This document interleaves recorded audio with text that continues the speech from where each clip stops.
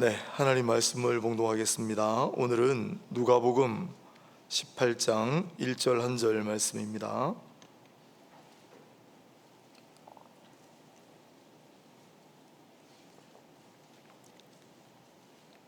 누가복음 18장 1절 126페이지에 있습니다. 누가복음 18장 1절 제가 봉독하겠습니다. 예수께서 그들에게 항상 기도하고 낙심하지 말아야 할 것을 비유로 말씀하여. 아멘. 네, 오늘은 기도와 낙심 제목으로 누가복음 18장 1절하고 그 다음에 다음 주 이어서 18장 2절부터 잘 아시는 내용이죠. 강청하는 기도, 한 과부의 재판장을 향한 기도, 끈질긴 기도라는 제목으로 다음 시간에 이어서 하도록 하겠습니다. 잘 알려진 본문이지만 오늘은 기도와 낙심에 관한 것을 주제로 말씀을 조금 묵상할까 합니다. 잘 귀 기울이시고 또 우리가 그동안에 눈여겨보지 않고 생각하지 않았던 그런 내용들이 좀 있으니까 잘 기억하셔서 낙심과 관련된 또 기도 관련된 이 이치를 마음으로 잘 수긍하시고 그 다음에 새기시고 그 다음에 실천하며 살아가시면 좋겠습니다. 성경의 곳곳에 낙심하지 말지니 라고 나오는데 낙심을 안 할 수가 있나요? 네, 낙심은 하기 마련입니다. 다 낙심하면서 삽니다. 우리도 낙심할 때 많이 있습니다. 그러니 절대 나는 낙심하지 않으리, 그건 좀 헛된 맹세 같아요. 왜냐하면 성경에 낙심한 사람들 이야기가 정말 많습니다. 네, 낙심하지 말라 해놓고 낙심한 사람 이야기 정말 많습니다. 쭉 해볼까요? 욥이 낙심했어요. 욥이 어디 나오느냐 하면 두 군데 나오는데, 낙심했다는 게 앞에 6장에도 한번 나오지만 특이한 건 23장에 보면 고등부 수련에 이어서 하는 겁니까? 그래요. 네. 욥기 23장 보면 내가 정금같이 되어 나오리라. 주께서 나의 가는 길을 아시나니 내가 연단을 받아 정금과 같이 되어 나오리라. 지금 막 고난의 시간이 있어요. 아픔의 시간이 있습니다. 근데 그리스도인은 이걸 연단의 과정이라고 생각해요. 이 과정을 지나면 나는 정말 순수한 금, 아름다운 보석과 같은 그런 인생이 되어 나오리라. 그게 우리 고백입니다. 욥이 23장 10절에 그렇게 고백했어요. 노래도 있고. 그런데 23장 10절 조금 밑에 내려가 보면 16절에 낙심하니 이렇게 나옵니다.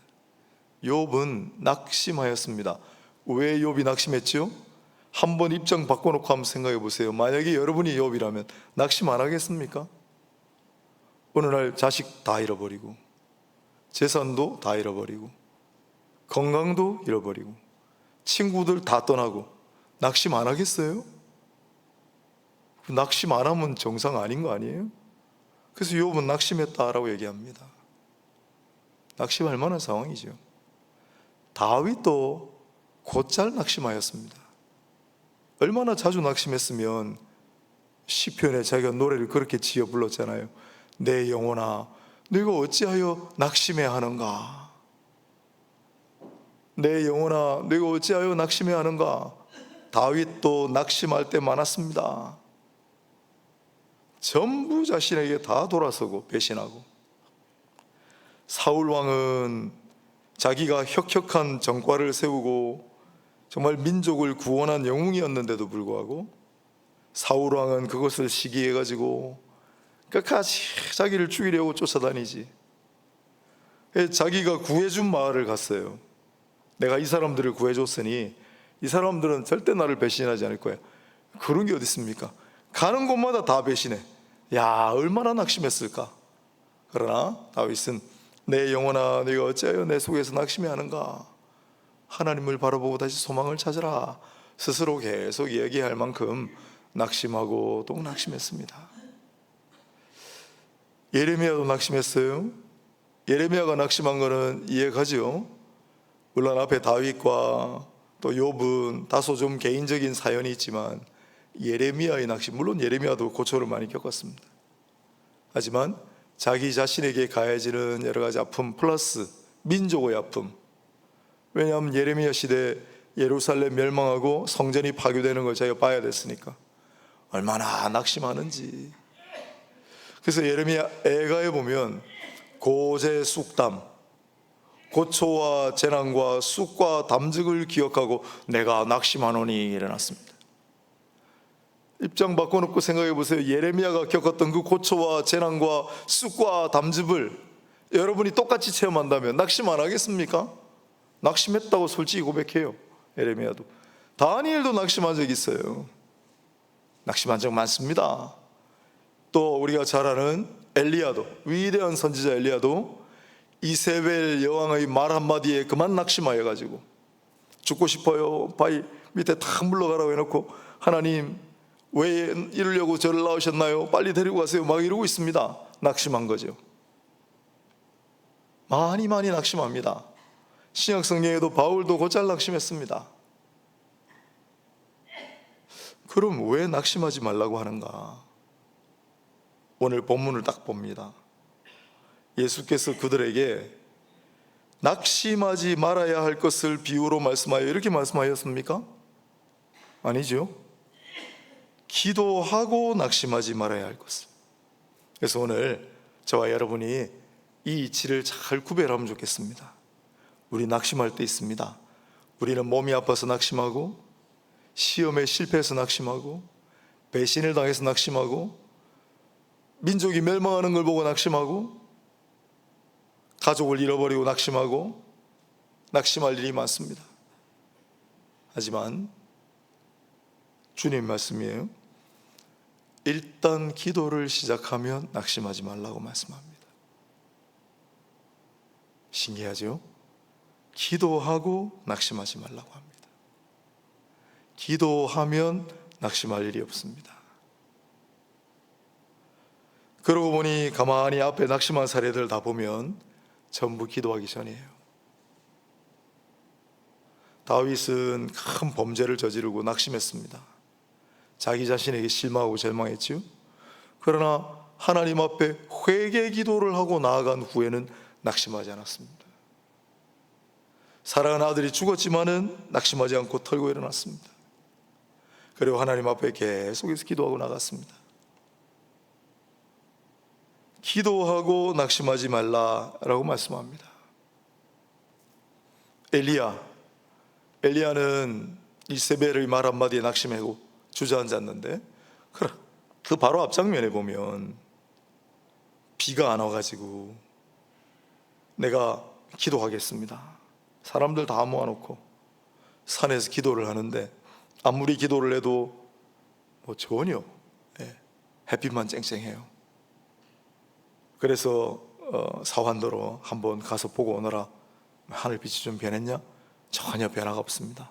그래, 낙심하지 않았습니다. 또 계속 기도했습니다. 또 불렀습니다. 가서 봐라, 이제 변화가 있는지. 또 갔다 왔는데 아무 변화가 없습니다. 햇빛 쨍쨍합니다. 낙심하지 않았습니다. 또 기도합니다. 또 세 번째로 또 부릅니다. 가봐라, 쨍쨍합니다. 낙심하지 않았습니다.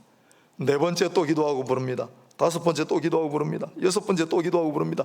일곱 번째 또 기도하고 또 부릅니다. 낙심하지 않습니다. 이번에 또 가서 보고 하느라 7번 기도하고 보냈더니 선생님, 환한 구름이 올라옵니다. 그래, 됐다. 그래서 비가 내렸습니다. 엘리야는 여인의 말 한마디에 주저앉아 낙심했지만은 그가 기도할 때는 낙심하지 않았습니다. 기도하고 낙심하지 않는 겁니다. 다니엘도 낙심했는데 다니엘 9장에 보면 다니엘의 위대한 기도가 나옵니다. 다니엘의 이 기도, 다니엘 낙심하지 않았습니다. 그 이역만리 머나먼 곳에 잡혔어도 다니엘은 일단 기도를 시작하는 순간 번민하지도 않았고 근심하지도 않았습니다. 앞에는 근심하고 번민하였다가 나옵니다. 다니엘 낙심한 거죠. 그러나 일단 9장에 다니엘이 기도하기 시작하는 순간 그때 다니엘은 담대해집니다. 이렇게 얘기합니다. 9장 16절입니다. 주여 구하옵나니 주는 주의 공의를 따라 주의 분노를 주의 성 예루살렘 주의 거룩한 산에서 떠나게 하옵소서. 지금 주의 종의 기도와 간구를 들으시고 주를 위하여 주의 얼굴빛을 주의 황폐한 성소에 비추시옵소서. 보소서, 우리가 주 앞에 간구하옵는 것은 우리의 공의를 의지하여 하는 것이 아니요 주의 큰 긍휼을 의지하여 함이니이다. 주여 들으소서, 주여 용서하소서, 주여 귀를 기울이시고 행하소서. 지체하지 마옵소서. 나의 하나님이여 주 자신을 위하여 하시옵소서. 간구합니다. 기도합니다. 그때 가브리엘이 다니엘에게 나타납니다. 가브리엘아, 네가 기도를 시작할 즈음에 하나님 명령을 내리셨다. 놀라운 역사가 기록되어 있습니다. 번민하고 근심하여 낙심할 때가 많았던 다니엘이었지만은 그가 하나님 앞에 기도하고 나아가는 순간부터는 낙심하지 않았습니다. 그리고 마침내 가브리엘을 통해 들려주시는 하나님의 직접적인 응답을 들었습니다. 기도하면 낙심하지 않는 겁니다. 흔적들이 구약 성경에 있는데 신약에도 있습니다. 바울이 대표적이죠. 바울이 복음을 전하러 갔을 때 빌립보에 가서 루디아 또 집안 사람들 세례를 주고 했는데 빌립보에서 감옥에 갇히고 고초를 겪었습니다. 빌립보에 나와서 어디로 갔지요? 데살로니가로 갔어요. 데살로니가에 가서 유대인 회당에서 복음을 전하고 사람들 가르쳤단 말입니다.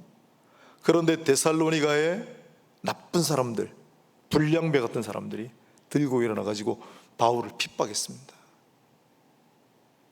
상처받았겠지요? 낙심했겠지요? 그래서 베레아라는 곳으로 갔습니다. 베레아는 사정이 훨씬 나아서 사람들이 복음을 잘 받아들입니다. 됐다, 이제 안심하고 여기서 복음을 전하는데 이게 웬일입니까? 데살로니가에서 자기를 괴롭히던 사람들이 베레아까지 쫓아와가지고 자기를 핍박하기 시작합니다. 낙심했을 거예요. 그래서 무거운 발걸음으로 저 남쪽으로 도망갑니다. 그런데 훗날 데살로니가 교회에 쓴 편지에 자신은 데살로니가에서 큰 낙심을 하고 자신은 데살로니가 사람들 때문에 큰 고초를 겪었지만은 그 이후에 이 위대한 원리를 깨닫습니다.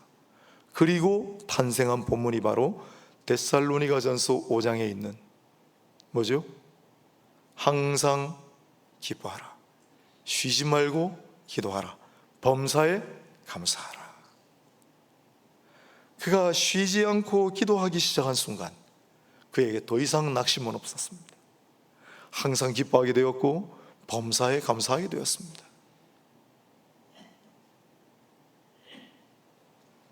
성경에 있는 여러 사례들이 만일 수긍이 되신다면, 그렇구나, 조금이라도 마음에 공감이 가신다면 우리도 오늘 이 말씀을 받고 우리의 마음으로 이렇게 고백합시다. 기도하고 낙심하지 말 것은, 기도하고 낙심하지 말라. 일단 그렇게 생각합니다. 기도라는 것 자체가 우리 영혼을 온통 까맣게 물들이는, 오늘 오후쯤에 구름 보셨어요? 구름 보셨습니까? 제가 그 온천천 막 자주 다니다 보니까 이제는 요령이 좀 생겨가지고 먹구름을 이렇게 보면 비가 오겠구나 안 오겠구나를 이제 비슷하게 압니다. 오늘은 비가 안 올 줄 알았는데 아까 비가 굉장히 많이 왔죠. 갑자기. 기도는 무엇인가? 우리 영혼을 온통 뒤덮는 캄캄한 그 낙심의 구름을, 뚫고 그 어둠을 환하게 밝히는 빛입니다. 기도란 낙심하여 절망할 때, 상심하여 절망할 때 다 심장에 들어가죠. 상심은 심장이 상하는 거예요. 속 상하는 거죠. 낙심은 심장이 떨어지는 거예요. 우리가 상심하고 낙심할 때 기도해야 합니다. 기도하는 순간 상심의 먹구름과 낙심의 먹구름이 멀리 사라지고, 그리고 빛을 찾은 후에는 기도하는 순간은, 기도하는 시간만큼은 기도하는 동안에는 낙심하지 말아야 합니다. 기도하고 낙심하지 말라 주님 말씀합니다. 이 세상을 살아가는 동안에 나의 힘을 의지할 수 없으니 기도하고 낙심하지 말 것은 주께서 참 소망이 되심이라. 기도하고 낙심하지 말 것은, 2절은 감사하고 낙심하지 말 것은, 그랬잖아요. 항상 기뻐하라, 쉬지 말고 기도하라, 범사에 감사하라. 기도하기 시작하는 순간 기쁘고, 기도하기 시작하는 순간 감사하게 되고, 그러다 보니 낙심할 일이 없습니다. 사랑하는 여러분이요, 오늘 우리는 기도하기 위해 모였습니다. 살아가다 보면 낙심할 일이 많습니다. 우리도 알게 모르게 뻥 하고 찾아오는 일을 미처 손쓸 겨를이 없이 내가 기도해야지, 기도하고 내가 이걸 대응해야지 할 겨를도 없이 쏟아져 나오는 우리 인생의 일을 감당하기 어려울 때가 많습니다. 나도 모르게 낙심하여 주저앉아 있을 그 자신을 바라볼 때가 있습니다. 욥이 그랬고, 다윗이 그랬고, 바울이 그랬고, 다니엘이 그랬고, 엘리야가 그랬습니다. 그렇게 위대한 신앙의 영웅들도 갑자기 쏟아져 들어오는, 폭포수같이 밀려 들어오는 낙심하게 만드는 일들을 미처 대처하지 못하고 쓰러져 주저앉아 있었는데, 우리야 하물며 어떻게 그걸 감당하겠어요? 낙심할 일이 분명히 있겠지만은, 그러나 잠시 머리를 흔들고 다시 한번 마음을 다잡고 두 주먹을 불끈 쥐고 기도하기 시작하며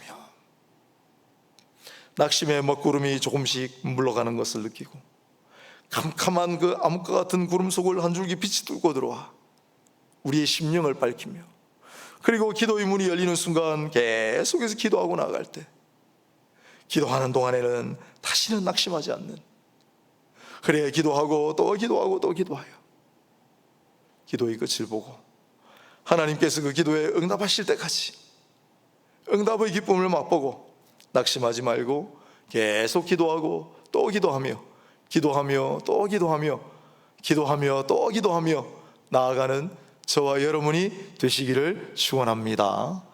말씀을 정리하겠습니다. 성경엔 낙심하지 말라 곳곳에 나오는데, 그러나 또한 반면에 많은 사람들이 낙심한 모습을 보입니다. 모순되는 거 아닌가? 그렇지 않습니다. 하나님께 소망을 두고 하나님을 바라보고 기도를 시작하는 순간, 어떤 기도이든 관계없습니다. 어떤 기도이든. 다윗은 회개 기도를 하고 하나님 앞에 나갔어요. 회개하며 눈물을 흘리며 하나님 앞에 나아갔는데 이후로 낙심하지 않았습니다.